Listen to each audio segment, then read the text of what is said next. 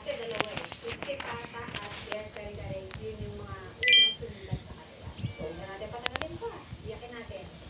Oo. Wow, ang lutong. Wow. Sarap pagdating yun, ano?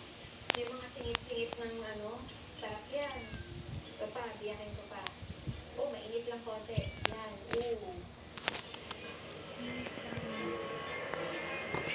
Wow.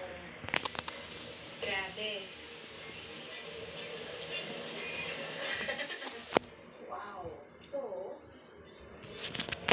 galing. So, ito na yung muda natin ngayon. Ito na. So, yan. Isang panalo. Pakita ko muna sa inyo para matakam kayo. Oh, ayan. Isang malutong na crispy pata.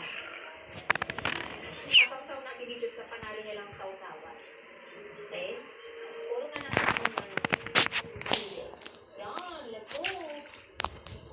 Ay, wow. Damihan natin ang sibuyas. Yan, para panalo.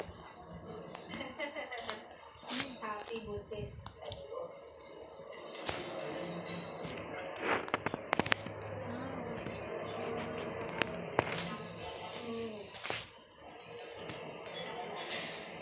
Sa sobrang nakatulog niya ako. Isang bite pa.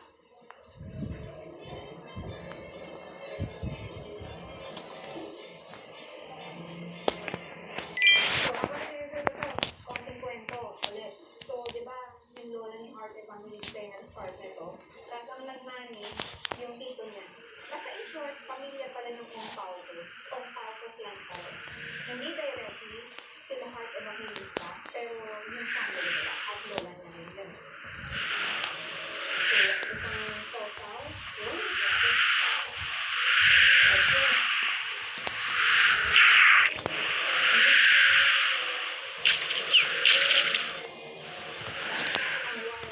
Sobrang wild na experience. So, habang meron pa ako natitirang isang kagat, si Art Evangelista na isa. Sino bang hindi nakakakilala kay Art Evangelista? Art Evangelista yun. Crush ng bayan. Siguro lahat ng pinsan ko, kapatid ko, mga kaklase ko, yung mga panahon na yun. Kung saan natiwala yun sa Gmit, di ba? Ang galing naman kasi ni Art. Kahit ako, until now, sobrang ganda pa rin. Art si Carter, di ba? Kasi siya yung sinita ng bayan dati, di ba? Sobrang ganda. So talagang wala akong kilala dati na hindi siya crush. Tsaka maglulok ako rin kasi simula ng kabataan niya until now, nagtatrabaho pa rin. Tsaka magaling pumonga. So, yan. Sausaw natin. Dahil masarap yung sauce nila. Okay.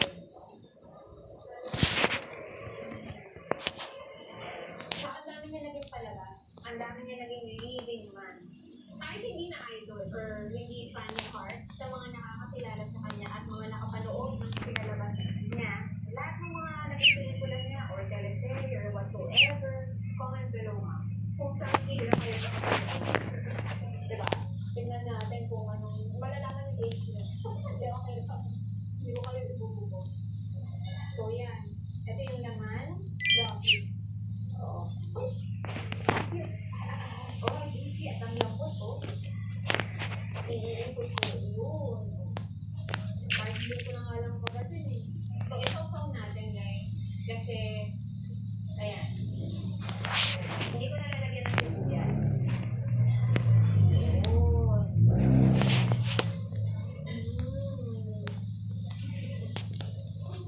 Merci, Mama. Baka kahit wala akong ipin, bibig ko lang. Tatagal-tagal. Hindi ko in-expect yung lambot, ha. Lalo na, alam niya naman, pag-vlogger. Tagal ko nga, bago ka makatilig ng pagkain, lumamig na lumamig ng pagkain. Diba? Dahil ang dami mo kasi shoot. So ito, lumamig niya.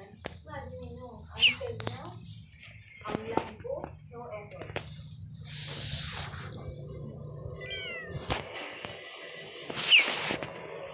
Grabe. Sa sobrang bagay nila, ayan, iibuti ko na rin.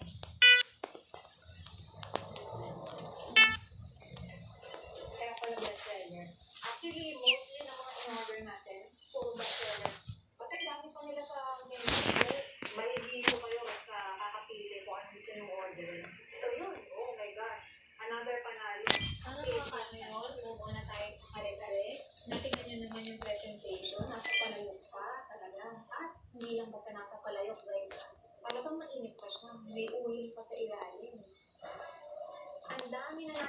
Man, ang dami na nating dinaldal, ang dami na nating chinismis.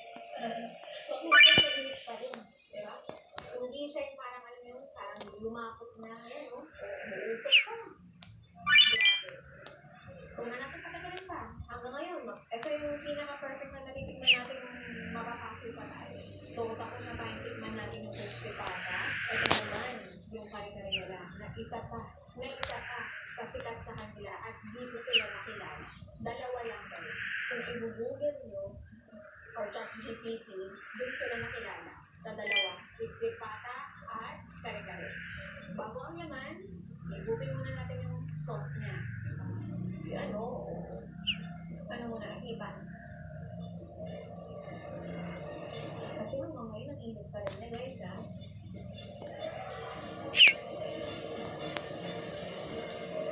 Init. Ang sarap. Ang sarap. Ang sarap din kasi ng init niya, eh. Alam mo yung perfect yung init, yung may konting paso. Yan, papahigop ko pa ng isa para lasahan natin.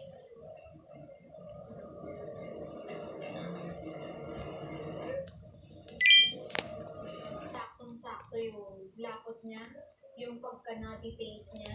Ito yung nagustuhan ko dito, eh. Kare-kare na tipong hindi manamis-namis. Kasi minsan may mga kare-kare na kahit sa restaurant, yung ang bilis mo mauumay talaga dahil kasi ang tamis. Pero hindi naman sinasabing hindi siya masarap, hindi, kumbaga, pangit na kare-kare na siya. Kanya-kanyang preference din kasi. For me, mas gusto ko strong yung nutty taste niya or basa. At mas gusto ko nasa medyo alat na side ng konti compared sa mas matamis. Diba? Ayoko nung mas matamis siya. Kasi